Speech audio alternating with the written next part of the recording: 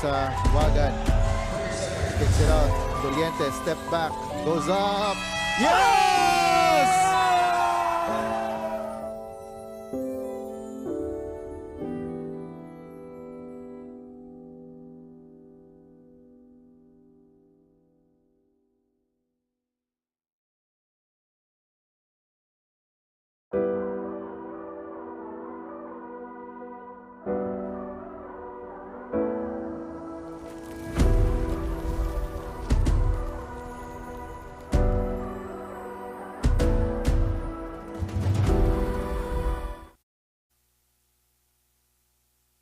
We are back for our second game from the Ynares Center here in Antipolo City for this holiday special. This time we feature the do-or-die game for the final playoff spot for the 18 under of the South Division between the Dasmariñas Don Facundo AJ Hoops against the Leyte Sur Homes. The winner faces the top speed Davao Red Cubs in a best-of-3 quarterfinal series.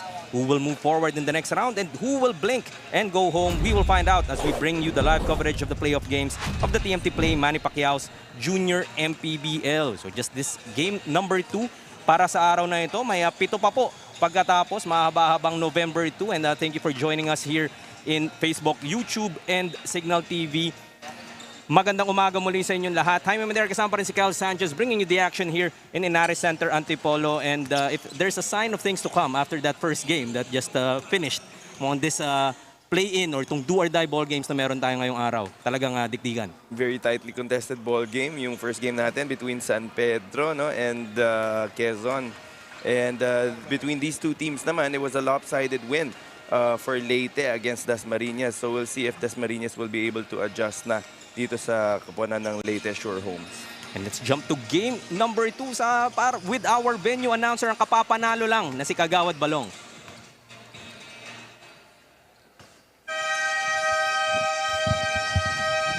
Good morning, ladies and gentlemen. Welcome to Ynares Center, Antipolo City. It's playoffs, play-in. Here's the power at first match, the second match, 18 under, powered by TMT Play Manny Pacquiao's Junior MPBL inaugural season. Introducing first the Dasmariñas Don Facundo.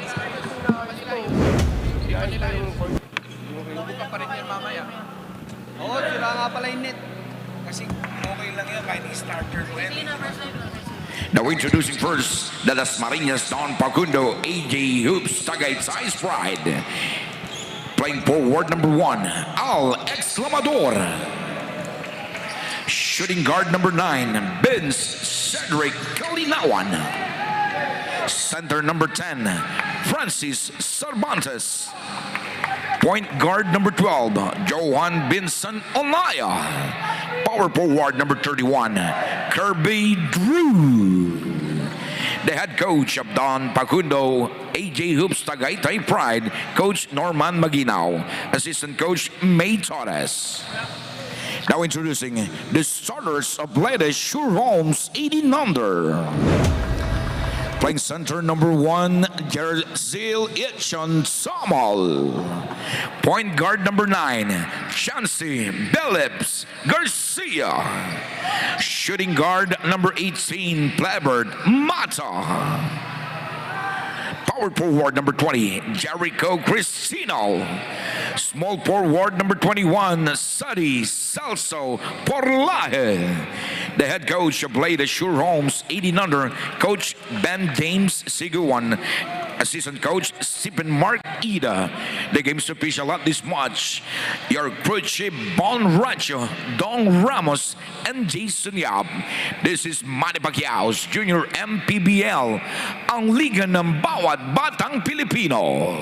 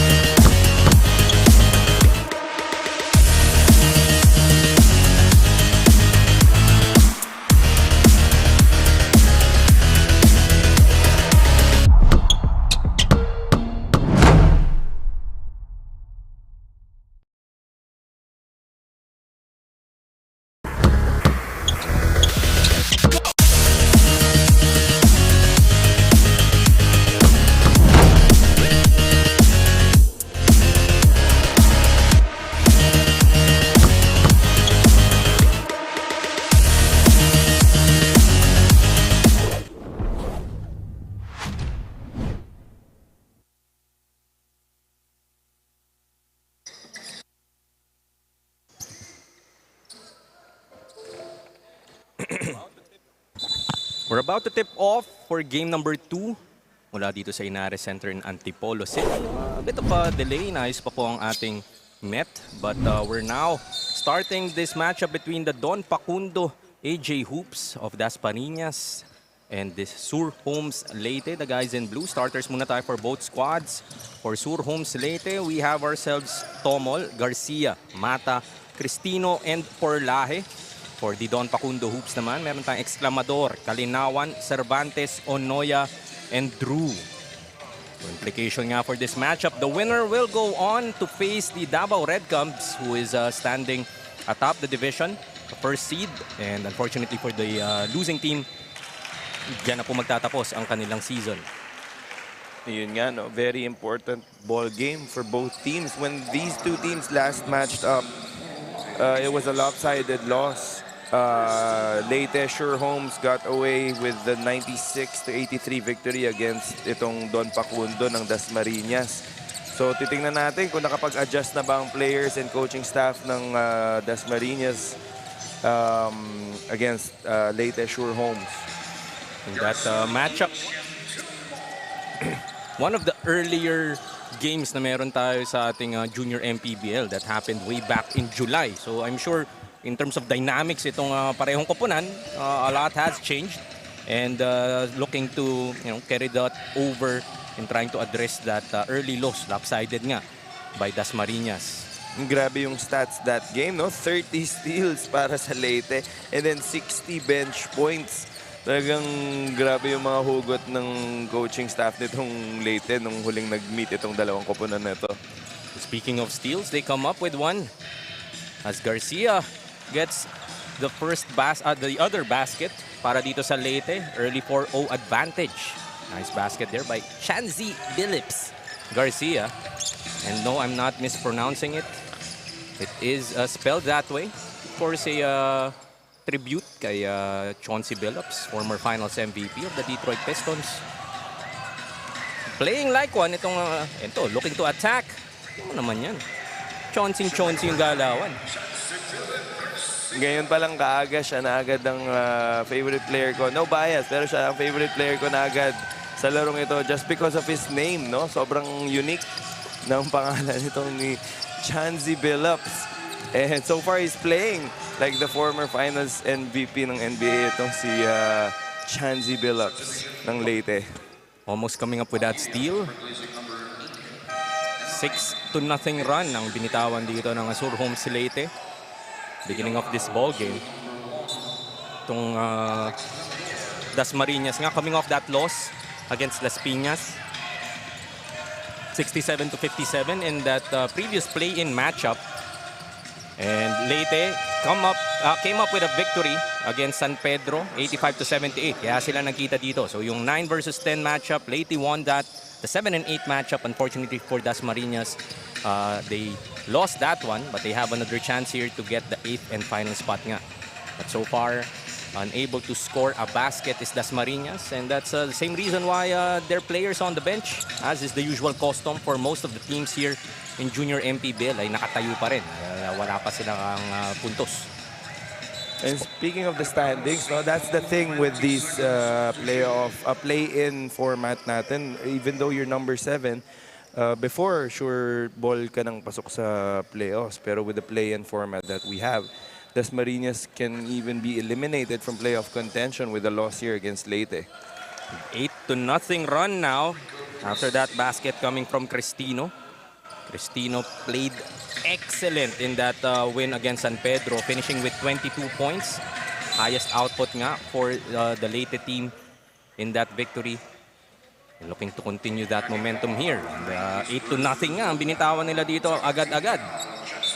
And speaking of Cristino, he had 30 points nung huling nagkita itong dalawang koponan na ito. Talagang pinahirapan niya itong Dasmariñas Don Facundo. So talagang dapat markado na siya if you're Dasmariñas. Kick out. Pagyo for 3. First points para dito sa Dasmariñas. And Pagyo, alam ko, I've covered their game just last week. And this is a guy that you don't want to leave open from the outside.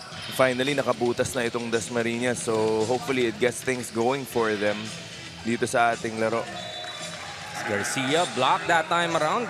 Nice erasure coming from Jude Dinawanaw. Still 8-3, close to halfway through our first quarter. 18 under division nga po tayo, do or die ball game. So yung first 3 games po natin ngayong araw are all do or die for the 8th and final spot as Garcia adds to his tally once again. Your favorite player now has 6. Chanzi Billups with another basket para dito sa Leyte Sure Homes. Talagang living up to that name.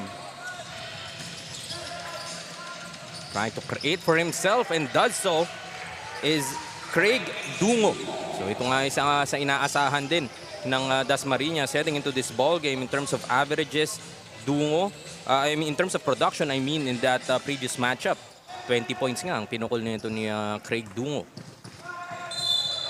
Montilla will be fouled. Go to the line for a couple. First free throws natin dito sa ating ball game. That's team foul number 3 now for Sur Homes Leyte.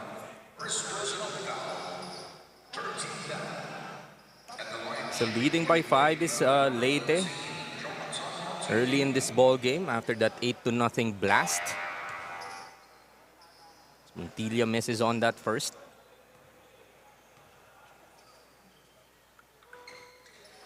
Split from the charity is Montilla. Baba sa 4 ang kalamangan, 10-6. Montilla was one of their top scorers in that loss against Las Piñas. He finished with 16 just last weekend. Alam mo nga kaya rin. He can put up those points if you are itong si Montilla.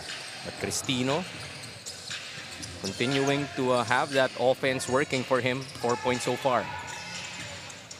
Pagyo, another 3-pointer. Make that 2 3-pointers now para sa kanya. Ganda ng patience ni Pagyo doon, no? Letting the defender fly by and then taking one dribble and then another step back for that 3-pointer. Ganda talaga ng stroke ng mga kaliwete.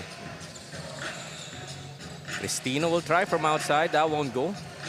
Pagyo tracks that rebound. Looking to attack this time. Kick out to Dungo. Asking for the ball back from the corner. Make that 3 3-pointers now para kay Pagyo in just the first quarter. And him alone has tied this ball game at 12 apiece. Mabagal yung start ng Dasmariñas kanina sa umpisa ng larong to. Pero with the help of Pagyo, within those 3 3-pointers that he's already had, tie ball game agad. 3-pointer will miss para sa Leyte. Montilla will attack once again. Short on that free throw. Garcia tracks the long rebound. They have a 4-on-1. Able to finish is Cristino. Now with 6. And I can see why Cristino had those numbers nung huling naglaro itong dalawang teams na ito. No? He's towering over pretty much everyone on the Dasmariñas lineup. And Dasmariñas is a bit undersized as a team. So they'll really have to rely on their outside shooting and fast breaks to counter itong height ng Leyte. Cristino averaging 16 points and 8 boards throughout the tournament so far. So it's really no surprise that he's putting up these numbers at the start of this ball game. Some substitutions here for the Blue Shirts. Coming in is Lombao on their backcourt.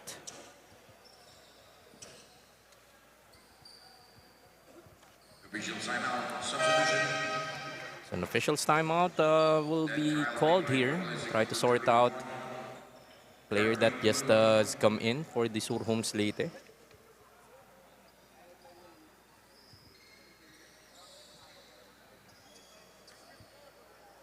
Still leading by 2, 14-12 with 2:18 remaining in our first quarter.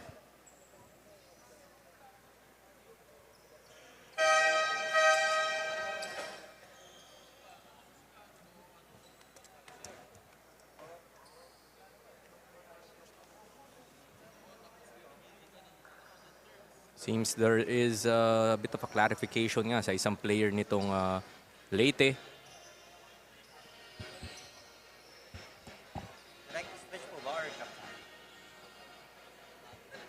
So we see Magat instead on the floor here for Sur Homes after that substitution. They're just trying to sort it out, making sure that all players are correctly in their place. Magbabalik po muna tayo with more junior MPBL.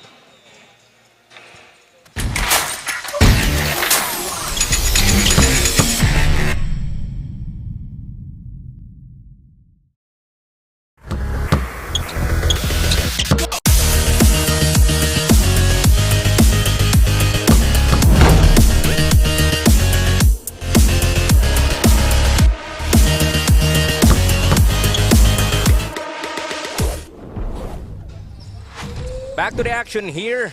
Leyte still holding on to this 2-point advantage against the Dasmariñas. Don Pacundo AJ Hoops. Foul will be whistled here against Montilla. Just the first team foul for Dasmariñas in this first quarter. 2 minutes left in our first.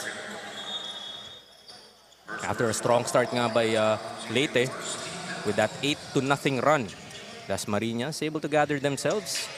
And once they settled, ayun na nga, sunod-sunod na ang kanilang pukol behind Baguio's 3 3-pointers. Hinabol ni Baguio mag-isa yung kalamangan itong Leyte, no? So, tingnan natin kung tuloy-tuloy yung kanyang hot shooting here sa first quarter. Go to Montilla. Swings it to Baguio. They're now closing out against him. 6 to shoot. Montilla tries from outside. Gets another one. Nahawa na kay Baguio. And lamang na rito ang Dasmariñas, 15-14.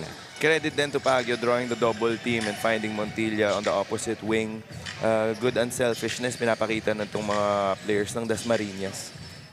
Yung threat doon, dahil nakatatlo na siya di ba? So talagang didikitan mo na siya if you are Leyte. And that time recognizing Montilla. Now, attacking. Finds Montilla once again. Couple of assists from Baguio to Montilla. That's right. 2 consecutive assists and 2 consecutive baskets para sa Dasmariñas courtesy of Baguio and that Montilla connection. Good teamwork so far para sa Dasmariñas. 17-14. Now a 3-point lead here for Dasmariñas as an offensive foul will be whistled here against Leyte. Porlaje, it seems, will be the one that will be whistled with that foul. And it's an unsportsmanlike foul at that. Take another look. Porlaje trying to set up that pick against Montilla. And yep, in front of the official. Says he was just trying to set up his screen pero nag-extend yung kanyang... Yes, kitang-kita yung pag-swing ng kanyang arm. Not sure what he was trying to do there. Not really necessary yung ginawa ni Porlaje that time. And yun nga, natawagan siya ng unsportsmanlike foul. And that puts Leyte at the limit with 14 fouls. The remaining 37 seconds of this quarter. And Montilla was the recipient of that unsportsmanlike foul. Thus, a couple of free throws coming up for him. Missing on the first. Montilla so far has 6 points, averaging close to 8 over the tournament so far. Make that out 2 para kay Montilla. Sayang yung mga ganong opportunities, especially pag mga ganitong kadikit na ball game because at the fourth quarter, if ganito pa rin tayo kadikit, those free throws could come back to haunt you. Trying to make up for it is Montilla, but he turns the ball over. Back to Leyte with 32.3 seconds remaining. Leyte. Ang nakakalimutan nilang mag-inbound on the backcourt, but able to get the ball across. Stomol goes to Lombao. Looking to attack. Floater from the baseline is good. First 2 points coming here for Lombao. Last shot time para sa Dasmariñas. Montilla once again inside off that find by Dungo. As time will run out, Dasmariñas able to take this lead from Leyte after trailing by 8 early in this quarter, 19-16. Hawak nga nilang kanilang 3-point lead heading into the second as we look at our TMT play move of the game.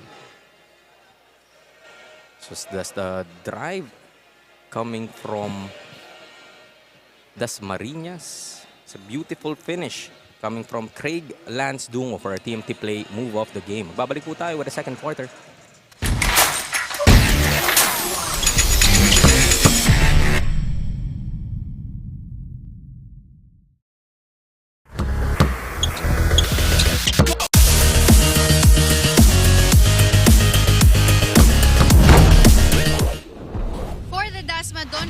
AJ Hoops head coach Norman Manginao, they have scouted their opponent in today's game and plans on their defensive scheme to be executed properly and to trust their existing system. As for the latest Homes team manager Mr. Renchi, their goal is to win this game, to play for tomorrow. This game will be hard for them because of their lack of preparation for this game, but despite all this, they are still hoping that their players will be able to play their specific roles, especially on the defensive side. Stay tuned mga kaliga, and let's see who takes home in today's win. Before anything else, we would like to thank our major sponsor, TMT Play, for being our constant companion here in the Junior MPBL para suportahan ang ating mga manlalarong kabataan. TMT Play, unleash your casino adventure. Gaming is for 21 years old and above only. Keep it fun mga kaliga. Game responsibly. Parents' supervision is advised. Back to the panel. Thank you. That was CJ Ang, our courtside reporter for this game. The reported nga that lack of preparation for some of these teams. We all know, especially when the classes started, lalo yung mga non-school-based teams really found it difficult to get together and get some practice time and their own preparations nga for this playoffs. But I guess same boat karamihan ng teams dito, and just really have to kind of trust that you'd be able to execute despite those lack of practice time. Ayun nga, no? For non-school-based teams, minsan iba-iba yung schedule nito mga players natin, so they have to find a way to be able to work as a cohesive unit even without the ample practice time that's required. So, yun na lang talaga papasok yung preparation that they did before magbago yung mga schedules nila. So, tignan natin kung sino ang mas prepared between Leyte and Dasmariñas. Previous weekend, that's a beautiful touch pass coming from Dungo. Ano naman ng amuyan doon. So much for, worried about practice time and getting familiar with each other. It's that basket coming from Dasmariñas, able to extend this lead now to 5, 21-16. Minsan doon na rin pumapasok yung camaraderie and chemistry that you have off the court. And even though hindi kayo nakakapag-practice masyado as a team, if you know each other and are friends off the court, sometimes that can pay off as well and produce results on the court. Able to get that finish was Dungo. Pass ahead is stolen by Pagyo. Napako na sa DC size dito ang Leyte. Pagyo will try again. Kicks it out. Baseline J will miss. Para kay Dinawanaw. Another leak pass will be stolen. Pagyo from the corner. That's off. Mainit dito si Pagyo in the first quarter. Nakatatlo yan. Should be a marked man moving forward. Spinning in the lane and will be hacked is Hans Ryan Candido of Surhomes Leyte. I just want to note something, partner, on that last three-point attempt by Pagyo.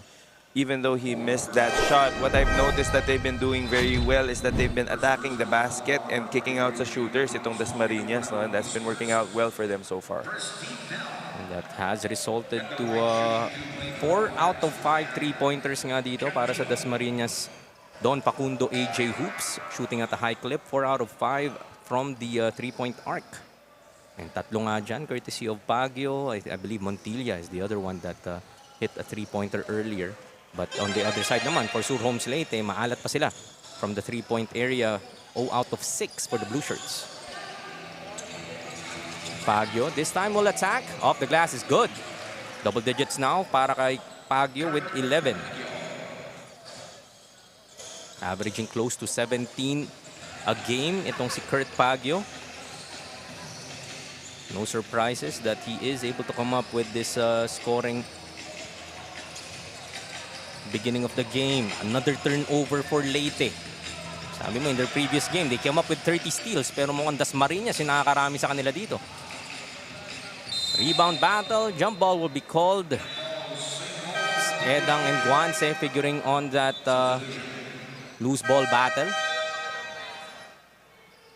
6-point lead pa rin para sa Dasmariñas, 23-17. Even though this Dasmariñas team is undersized compared dito sa Leyte, they've been showing a lot of effort, crashing the boards, and yun nga, getting second chance points para sa kanila. We go to Drew. Top of the key. Too strong. Long rebound by Lumbao. He will run it for Leyte. Ball is tapped outside. Blue shirts would keep it. Balasa ulit ng players dito ang Surhomes. With 6:28 remaining in our first half, 23-17. So despite Leyte giving up that early lead, dahil lumama nga sila 8-0 at the start of that first quarter, hindi rin tuluyan makabitaw itong Dasmariñas, and that three-pointer by Roselis able to get them closer, 23-20. 3-point lead para sa Dasma. Guance's floater won't go. Gets his own miss and will be fouled. Or just the first team foul here para sa Leyte. Second offensive rebound na yan para kay Guanse. Not the tallest player on the floor, pero maganda yung timing niya, and he seems to have a nose for the ball. So 5:51 remaining in our second. 3-point lead para sa Dasma. We'll be back with more junior MPBL.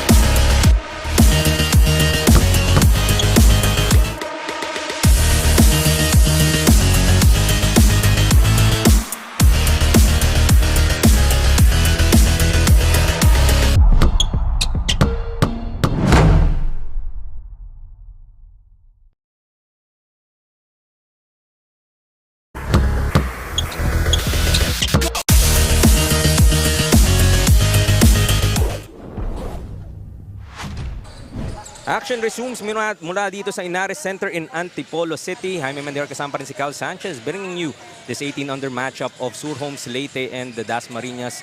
Don Pacundo, AJ Hoops.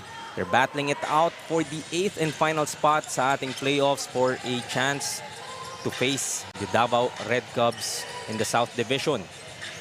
After taking that early advantage nga itong Leyte, Dasmariñas has had the driver's seat for quite some time now. Gopana will kick it out. Baguio asking for it. Thought about the three. Attacks. Gets his ball back. Blocked by Cristino. And takes it all the way, but took too many steps. This was Candido rather, not Cristino. Parang nanggigil siya dahil libreng-libre. Pwede nang idiretso. Oo, ito si Candido medyo na-excite. That time, siguro not always used to being on the fast break. Itong big man ng Leyte, kaya yun nga, natawagan siya ng traveling. Meantime, we go to CJ for a report. CJ? As per head coach Norman of the Dasma, Don Pacundo, AJ Hoops, key players Kurt Baguio, their main offensive weapon, and Lance Dungo, a two-way player, both offensive and defensive, and is also the team captain, is expected to execute the plays that were given to them. 3 key players from Dasma is not present in today's game, as these players are playing in their respective NCAA teams. But the team has expected this already and trained without them, so it won't be a problem. Back to the panel. Thank you, CJ. And earlier we were talking about practice time, Kyle. Now it's players that are not available.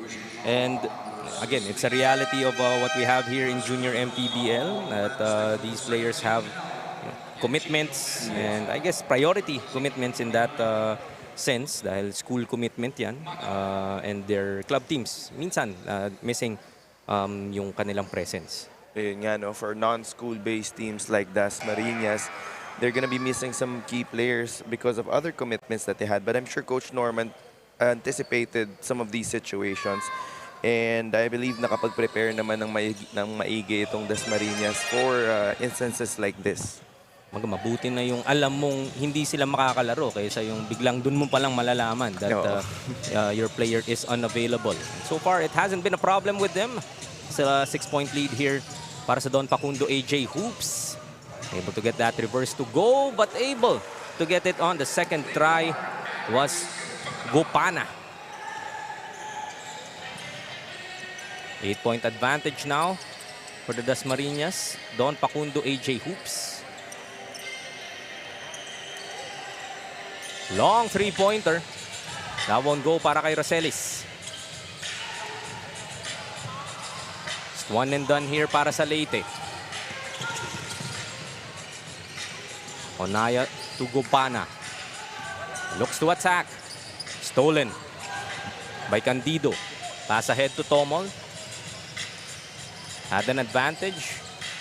Rodelis spinning in the lane. Pivoting his way through but unable to get that finish. Ang ganda na sana ng galaw niya doon. Ganda ng patience na pinakita niya. And the footwork keeping his pivot on the floor. Kaya lang yun nga, hindi pumasok ang kanyang tira. They do come up with a steal but unfortunately turns the ball back over to Dasmariñas. You're getting your stops if you go itong Leyte. But not the other end. Doesn't help that your turnovers keep piling up for Leyte. So far, they have 10 turnovers now in this ballgame. That's a little too many if you're Leyte, especially at the first half pa lang tayo. Look at that no-look pass. Ang ganda naman ng basa doon. Ni Montilla to Gopana. And even though Dasmariñas has had some notable players like Baguio and Duma playing well, everyone's contributing and maganda yung passing na pinapakita nila. So take another look. Baguio, ganda na nga nung pasa niya eh. But Montilla, even a better pass, able to find Gopana free underneath. That's right. Even though he was already open for that layup, it's a good thing to have some of your best players share the ball. It gives more confidence to some of your teammates. As Dungo adds another basket here for Dasmariñas. Now a double-digit advantage, 33-21 para sa Dasma.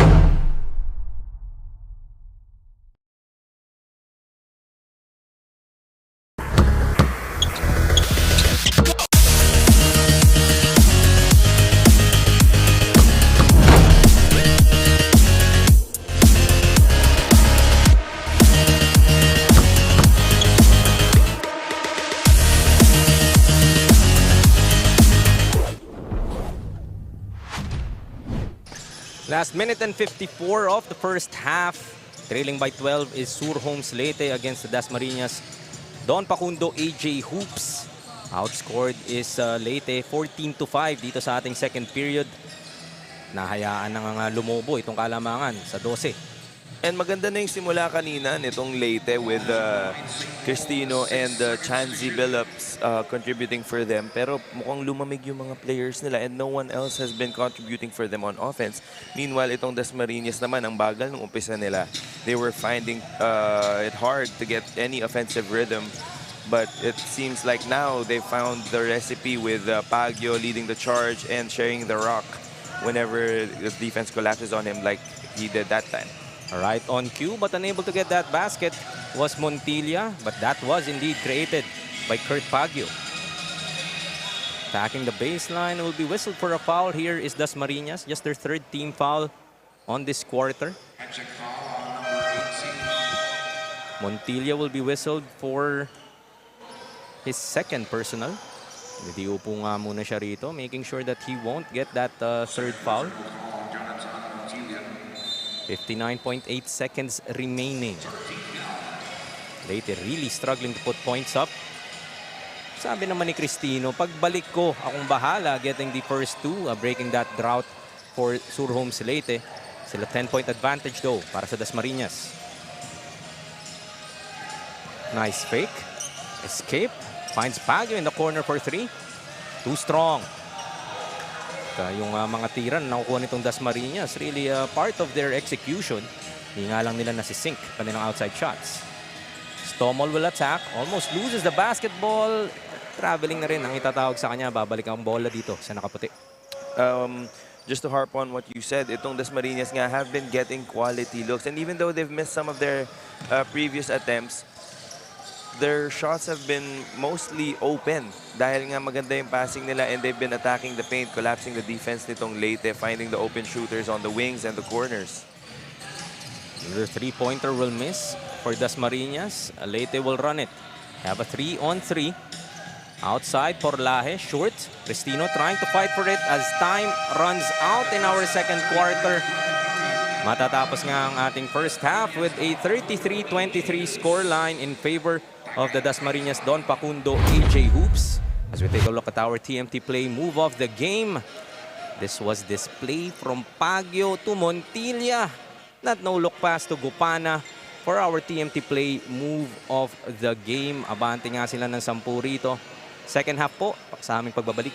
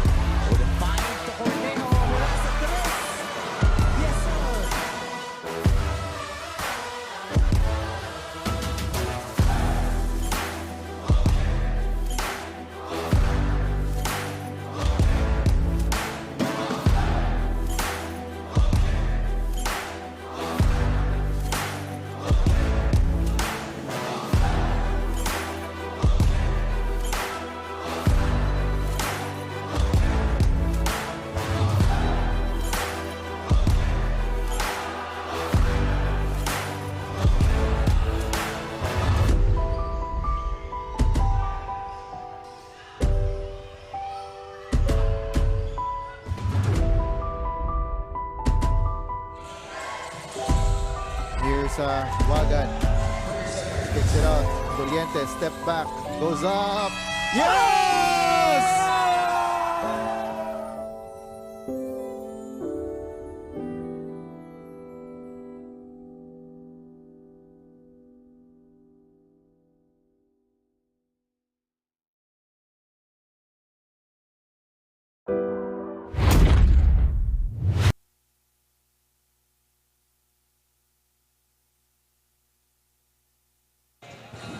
Just a few moments before we resume our second half of action of this 18-under matchup between Dasmariñas and Leyte. Look at some highlights in that first half. Initially dominated nga by Leyte, starting off with that 8-0 blast. But once Dasmariñas was able to break yung dito butas sa kanilang ring, courtesy of Kurt Baguio, lahat naman nag-contribute na after that. That's right. Kurt Baguio started off the offensive onslaught by Dasmariñas nung naka 3 straight 3-pointer siya. And yun na nga, yung depensa ng Dasmariñas, nag-collapse na sa kanya na nag-collapse. But he was able to find his teammates. And then some of his other teammates started to get hot as well. Kaya ngayon, 10 ang kalamangan at the half nitong Dasmariñas, Don Pacundo, AJ Hoops. Leading scorers nga for both squads. It was Cristino making it happen for Surhomes Leyte. He so far has 8 and 6 para kay Chanzi Billips Garcia. From the other side naman, Kurt Baguio with those 3 3-pointers. Now with 11, and Montilla has 8. So yung alat nga nitong Leyte, especially in that second quarter where they just scored just 7 points in the second period, really not helping their cause in this do-or-die ball game for the 8th and final spot in our playoffs. They have to adjust dito sa second half if they have any chance of closing the gap between them and itong Dasmariñas. Speaking of Leyte, don't forget sa mga manonood natin, this is a do-or-die game and the winner will face the Davao Red Cup sa ating next round. So very important game for both teams. Leyte would want to put themselves in a position, have to start early. 10 nga yung nahabol nila dito. They go back to Cristino. Jumper is short. Sporlaje will be called for that loose ball foul. That would be Porlaje's 3rd foul now. Para kay Sedi Porlaje.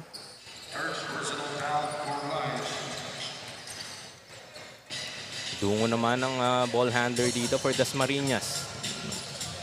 Kirby Drew. Could have taken the shot but decided to pass it off. White shirts would still keep it. A little too unselfish that time, no? Itong si Drew, open na siya for that shot.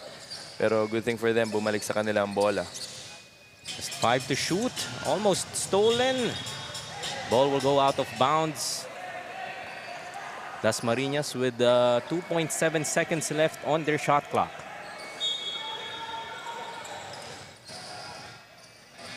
Montilla with a floater, won't trickle in. Ang masakit doon, nakuha na ng Leyte ang rebound pero naagawan itong si Cristino.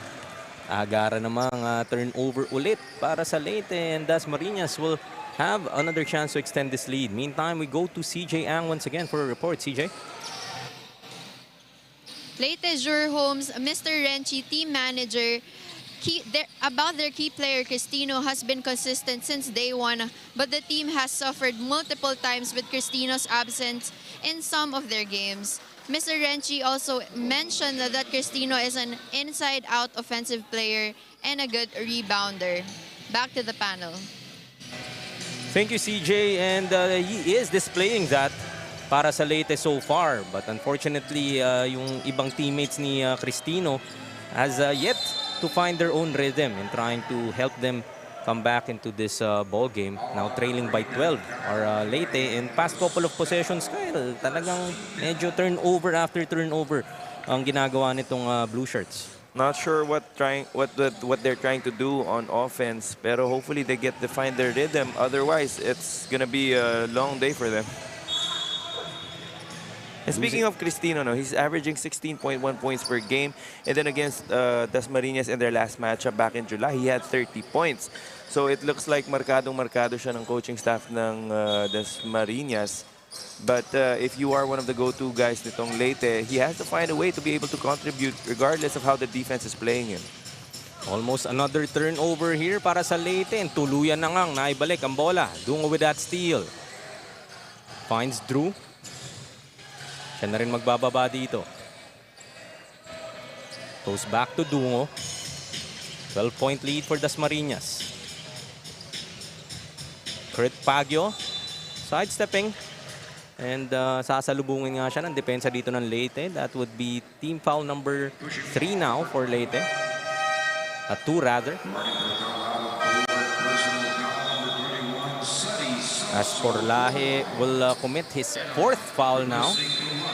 Kailangan nga muna siyang iupo dito, and likely we'll see him back if ever 4th quarter na. losing the basketball, but the white shirts would keep it. Dinawa now. Got the ball tapped. They go to Kirby Drew. Fakes his way through. Scoops it up. Will miss. Ganda nung galaw doon ni Drew. Everything but the basket para sa versatile big nitong Dasmariñas. Versatile indeed. Ang talagang shifty na big itong si Kirby Drew. And to me, I think he's a big by default, no, because of the way his body is built. Pero he has good handles and he can also drive and shoot from the outside, speaking of Drew. And speaking of bump and the finish, that's Dungo with another 2. Could have argued na meron pang ang contact doon. Stommel will miss from outside. Dasmariñas go on the break. Onoya finds Baguio, but he will travel. One of the few errors na meron tong Dasmariñas in the third quarter. So timeout will be called here by Surhomes Leyte, still trailing by 12.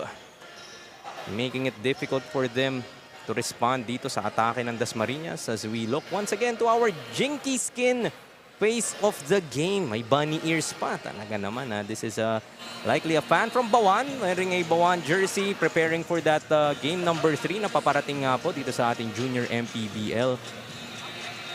For our Jinky Skin face of the game.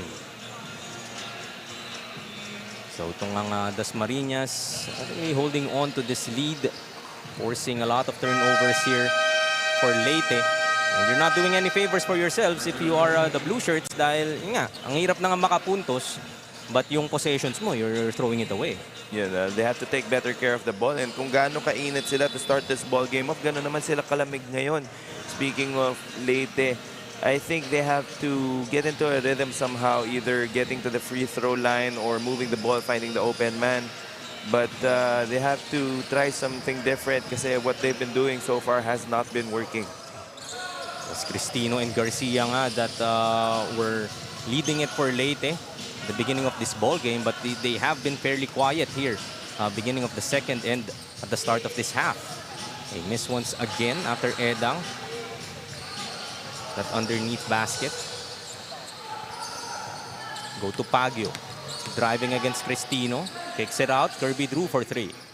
Short. A nice offensive board, but short on that jumper was Dimawanaw. And there you go. Chansey Billups Garcia gets another 2. That just might ignite something dito sa Surhomes Leyte. Still down by 12. That's right. Chansey Billups, maganda yung simula niya kanina in the first quarter. So maybe this will get him going again. Dinawanaw turns the ball over to Leyte. 4:20 remaining here in our third. They have to cross this timeline. Right in time, it's Garcia. They reset to Mata. Finds Cristino. Tries from the 3. Short. Gets his own miss. Attacks this time. Can't get that basket to go. Kirby Drew says enough. Baguio may ipit. Goes to Drew once again. Ano naman yung luxury of having Kirby Drew on the backcourt. Siya na rin yung nagbababa and getting that assist to Montilla. For another basket for Dasmariñas. Balik sa 14. Lamang nila dito. What a luxury indeed to have someone like Drew on your team, no? When the guards are being pressured in the backcourt, no problem kahit siya na magbaba ng bola. Garcia comes up with that steal. Cristino will try once again. Still unable to get that three-pointer down. Cristino is ice cold both from inside and outside. Has been putting up the numbers, decent numbers so far. 8 points to go with 6 boards. As the main man dito para sa Leyte. If you cannot produce in terms of your averages, talagang alanganin para dito sa Leyte. And at the very least, he has to put in the effort on the defensive end and hopefully some of his teammates pick up the scoring cudgels for Leyte. Baguio takes it out to Montilla. Tries from outside. Rattles out. Rebound battle. Leyte secures it. Ball will go back to Leyte after that tap by Onoya. They have 4 seconds to get the ball across are the blue shirts.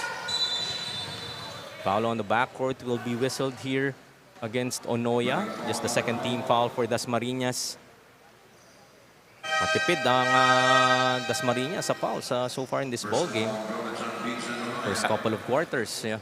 Actually, for the most part, they have been doing a good job in not fouling. Pero at the same time, they're a little aggressive on defense, and they have been putting a hand up every time Leyte takes a shot, itong Dasmariñas.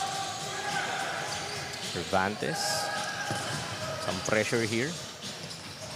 Goes to Lumbao. Will lose the basketball, but Leyte would keep it on the baseline with 13 to shoot. So trailing by 14 are Surhomes Leyte with 2:05 remaining here in the third quarter.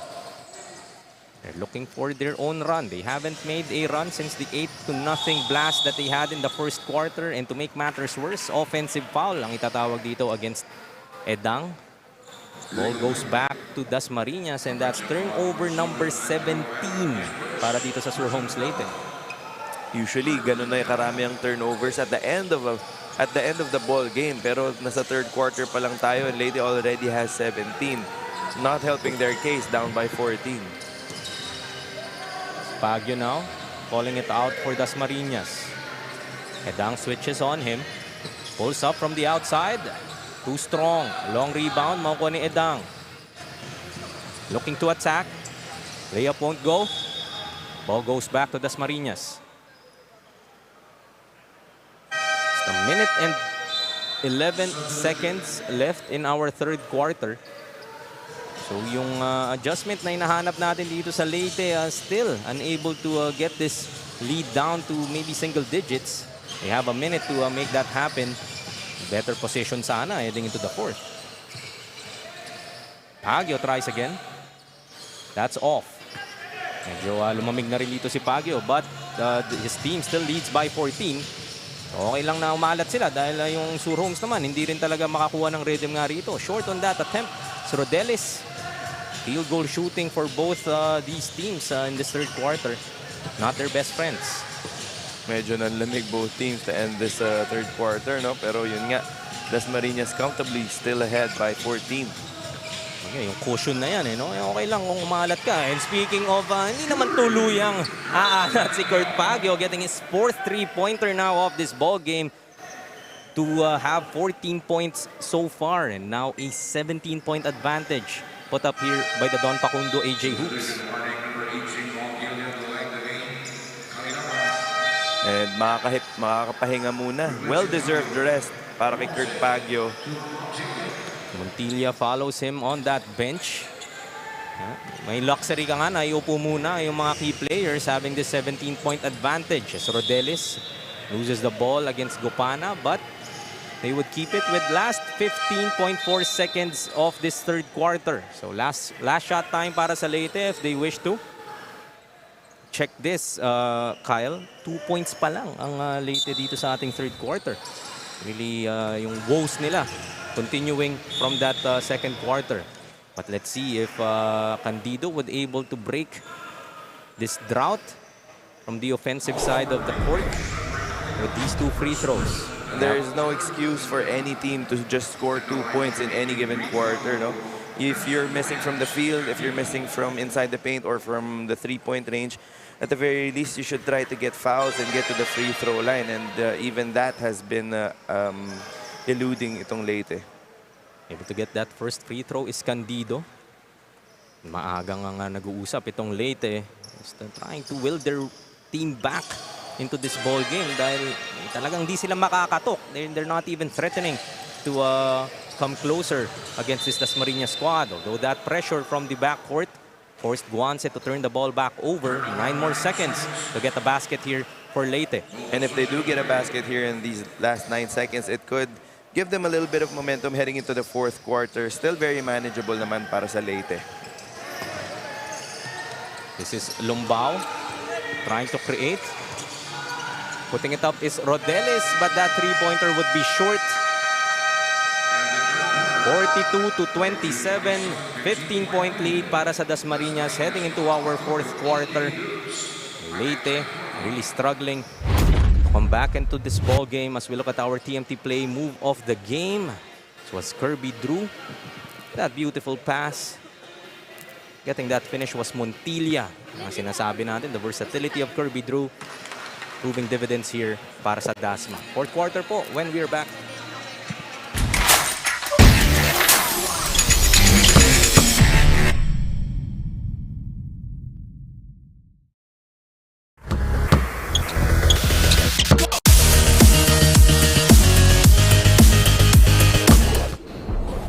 Mga kaliga, now we have here the assistant coach, Stephen Ida of the Leyte 18U Homes. Coach, you're down by 15 points finishing the third quarter.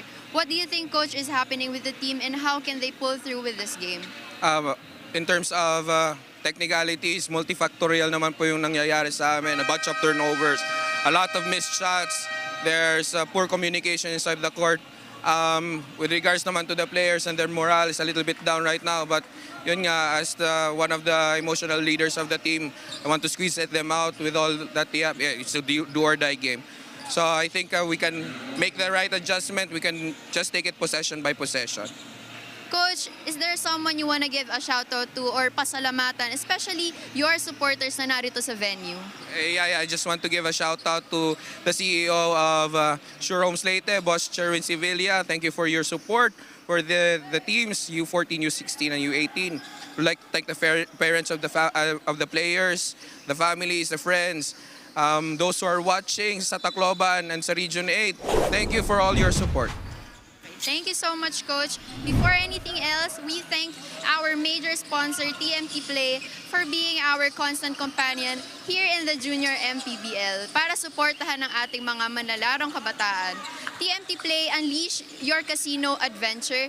Gaming is for 21 years old and above. Keep it fun, mga kaliga. Game responsibly.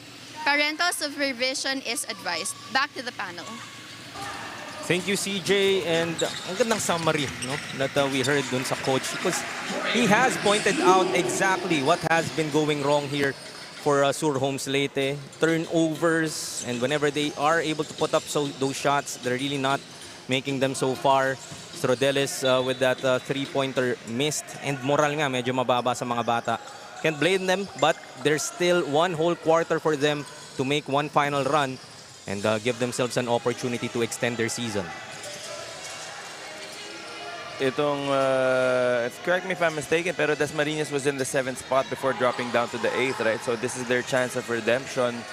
Kasi if not, they could be taken out of the playoff picture completely. Pero yun nga, mukhang hindi nila hayaan mawala sa kanila itong ball game. But if Leyte has anything to say about it, they have 8 minutes left to make up for this 17-point lead. So Dasmariñas, yes, they did finish at 7th with a 4-6 record. Natalo nga sila sa Las Piñas for that 7th spot. That's why they are here going up against Leyte. Leyte, on the other hand, finished 9th with an identical 4-6 record due to our quota and win over the other system. Napunta nga sa 9th spot itong Leyte, but able to come up with that victory against the 10th spot, San Pedro. Thus, they have an opportunity here against Dasmariñas. But so far, it has been Dasma really wanting it more, trying to redeem themselves nga from that loss of against Las Piñas. And if you are Sur Homes Leyte, hindi mo naman ma-build doon yung momentum na nabuo mo of that victory against San Pedro. And just to reiterate, yung last game nitong dalawang koponan na ito when they faced each other, naka 96 points itong Leyte, but now here in the fourth quarter, they're only up to 27. So you could say that maganda yung pinapakitang depensa ng Dasmariñas at nakapag-adjust talaga sila. And at the same time, yung mga go-to guys ng Leyte have been ice cold. Speaking of Cristino and sila Chanzi Billups.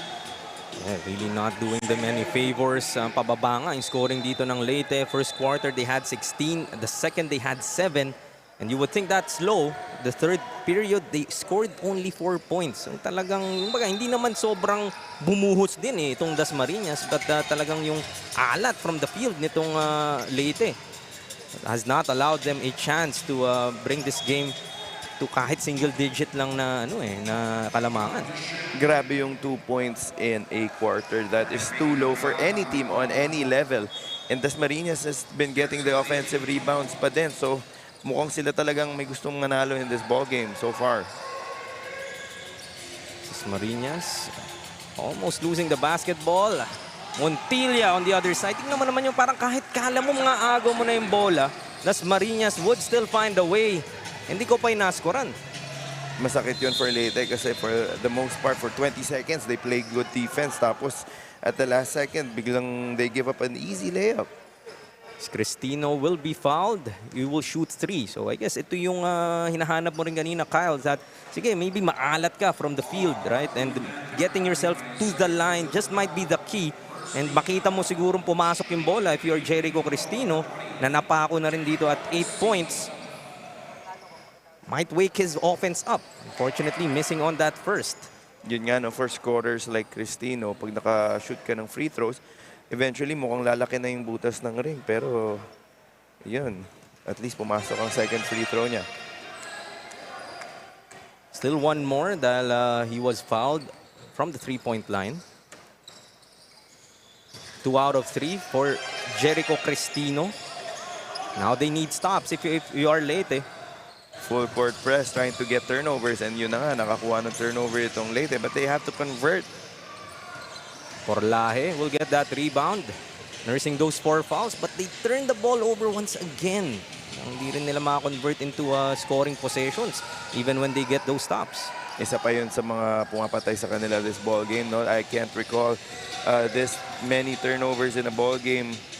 And yun na nga, I think they're up to 19 or 20 already. Checking our numbers, they already have 18 turnovers. Talking about itong Surhomes Leyte. Not far behind is Dasmariñas with 13. Pero in terms of conversion, well, also not a lot separating both teams. But nevertheless, opportunities for you to get some shots up are not really, working for Surhomes Leyte. And the Dasmariñas hasn't even been to the free throw line that much. They've only went to the line 4 times. And both teams have shot the same number of free throws, 19 attempts each. Pero yun nga, Dasmariñas has made 5, but Leyte has only made 1. And another turnover para dito sa Leyte. They do get the ball back. Montilla will lose that basketball. Porlaje all the way to the cup. Talagang maalat, ayaw mahulog kahit yung mga nandun na sa loob ng ring. Niluluwa pa rin. Niluwa rin naman daw yung kay Dungo. Cristino gets that rebound, leaks out. He takes it all the way and will be fouled by Drew. 46-29, still a 17-point lead para sa Dasmariñas. So take another look at that move by Cristino, and he just might need to kind of call his own number. I admire the courage nitong si Cristino, even though he has been ice cold for the second half. He's still attacking the basket and yun nga, trying to get his rhythm back. Cristino is their leading scorer, Surhomes Leyte, and as pointed out by CJ in her report kanina that whenever Cristino is absent dito sa Surhomes Leyte, laging ramdam yung kanyang presence na yung saan mo hahanapin nga yung puntos na yun. And in a game that he's struggling, nandyan nga si Cristino, but he really has struggled in this ball game so far. And this is now an 18-point lead for Dasmariñas. Almost another turnover. Go to Rodelis. Tries from outside. Too strong. Drew snatches it. Loses the basketball though. Trying again from outside. Ayaw pa rin talaga. Second opportunity won't go. Garcia gets it. Another three-pointer. Off. Wala pa din talaga. The three-point shot has not been there today para sa Leyte. Actually, just one three-pointer for Surhomes Leyte throughout the ball game so far from 20 attempts. Baguio will miss on his three-pointer. Loose ball foul will be whistled here against Kirby Drew.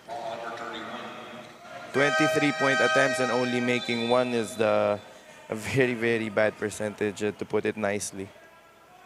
Talagang not really giving Leyte any window to come back into this ball game. Still 5 and 10 left. If you are to make a run, you have to make it now. As Porlaje attacking the hoop, it will go back to the line for a couple.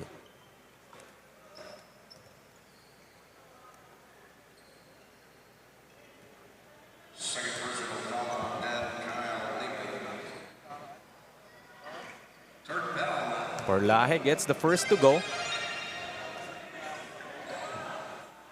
So this is the fourth quarter na po. Mga nagtataka kung bakit 30 points pa lamang po ang Leyte. They really have been struggling from the field. They had a great start. They led this ball game 8-0 in the first quarter. But when Don Facundo, AJ Hoops took the lead, they haven't looked back since. Almost another turnover that was caused by Leyte. Indeed, a turnover. So this is the stop that they're looking for. I like the energy here for the blue shirts, really not giving up despite this huge disadvantage. Rodeles will attack. Challenging Gupana, but foiled in that instance. Trying to make up for it. It's Dungo. His pass stolen. Oh, but talaga naman yung bounce ng bola na pupunta din dito sa Dasmariñas. Every time Leyte seems to have gotten a defensive stop, at the last second, biglang nakaka-score pa rin itong Dasmariñas. Some way, somehow, the ball just finds a way to bounce in their favor. 50-31 now as Porlaje comes up with his steal. Gets that basket. One of the few bright spots that we've seen here for Surhomes Leyte. Look at the hustle from Candido. Cristino tries from 3. Short. Behind the back. Beautiful fake. Porlaje back again to the line for 2. Nothing's impossible naman, no? They have a 17-point lead, pero 4 minutes is gonna be more than enough for them to catch up, but they have to start by making defensive stops and making the free throws. Still 4:03 to mount this comeback for Surhomes Leyte. Do or die nga po tayo dito. The winner will arrange for a date against the Davao Red Cubs. Not much of an incentive, just one loss for Davao in the elimination round. So the road just gets harder and harder for any team na makakalusot nga sa ating playoffs. Yes, whoever wins this game will get nga that quote-unquote reward of facing Davao in the next round. Spinning in the lane, Baguio gets that finish.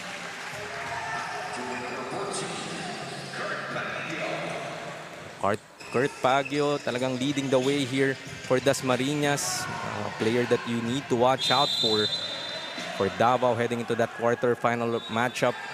Assuming that Dasmariñas will able to sustain this 18-point advantage in this ball game. So we have a look at the Leyte bench.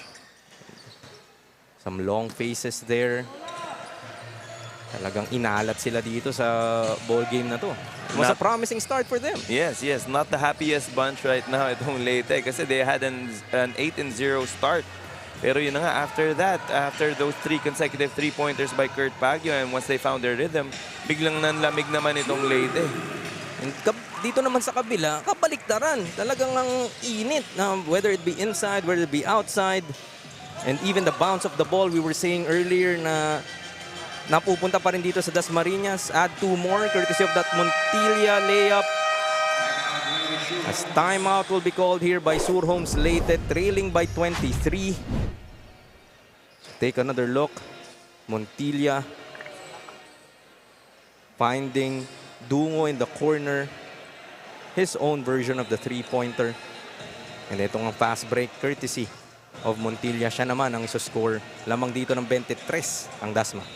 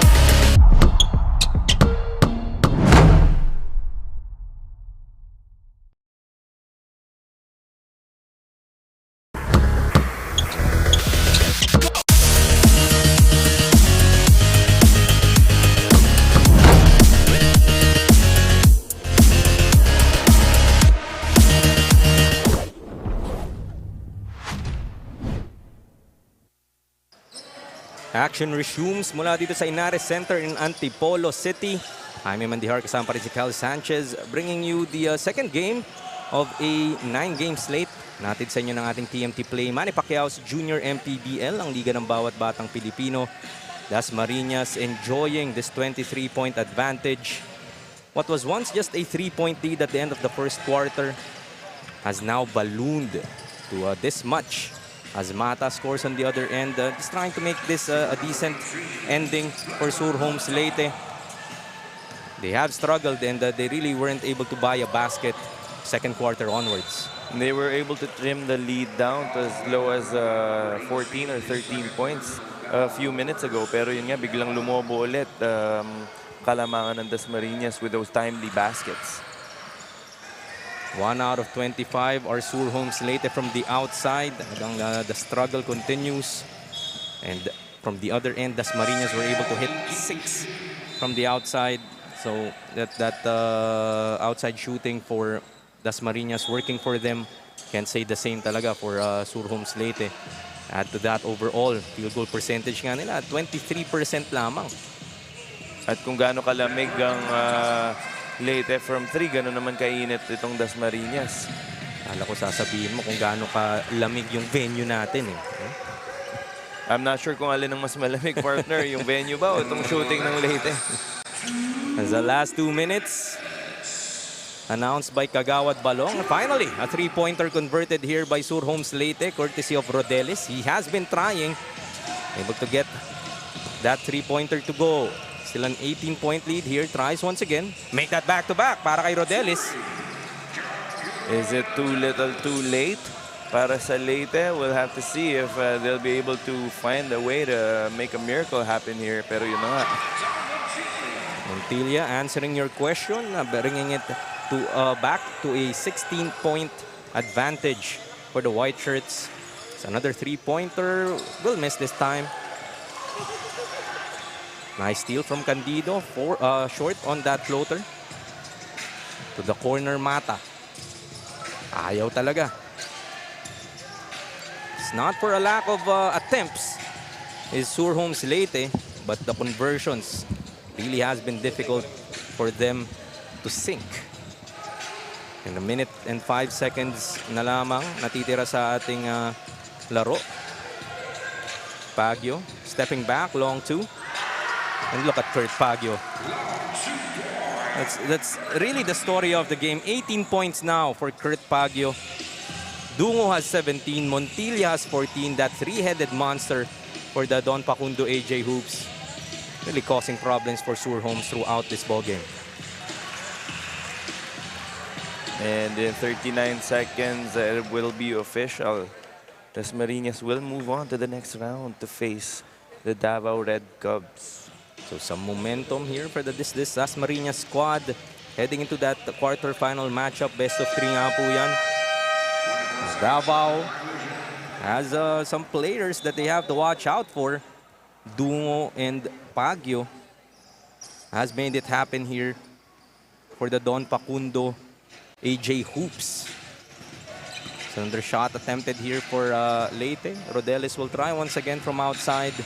Last 13 seconds na lamang. I believe Dasma would try to dribble this out, though they lost the ball and babalik pa sa Leyte muli.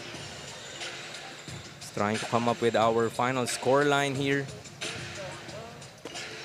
Really unfortunate for Sur Homes. They really had difficulty getting the basketball into the basket.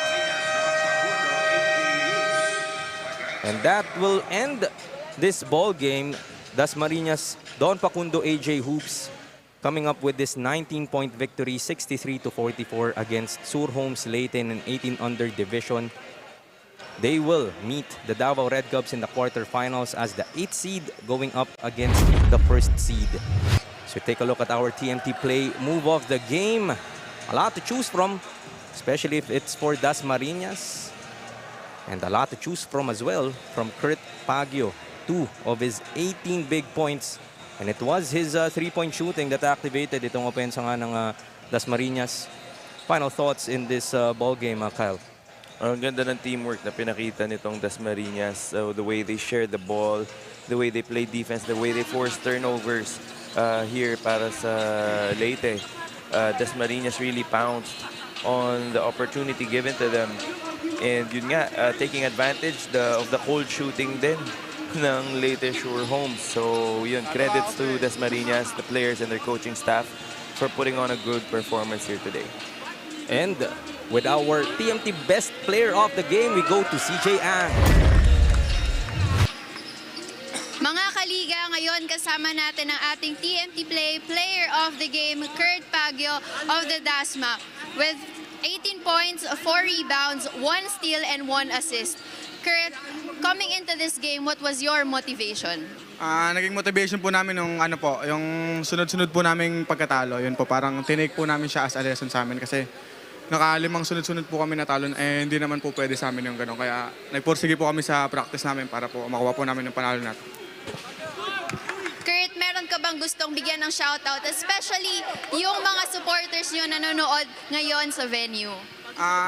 Shoutout ko lang po yung mga teammate ko at nagpapasalamat po ako kay Coach, pati po sa family ko po nanonood po sa live. Yun lang po. Tsaka po mga kaibigan ko po dyan sa Faith Colleges po. Yun lang. Thank you so much, Kurt, our TMT Player of the Game. So, Coach, please put your logo to its rightful place.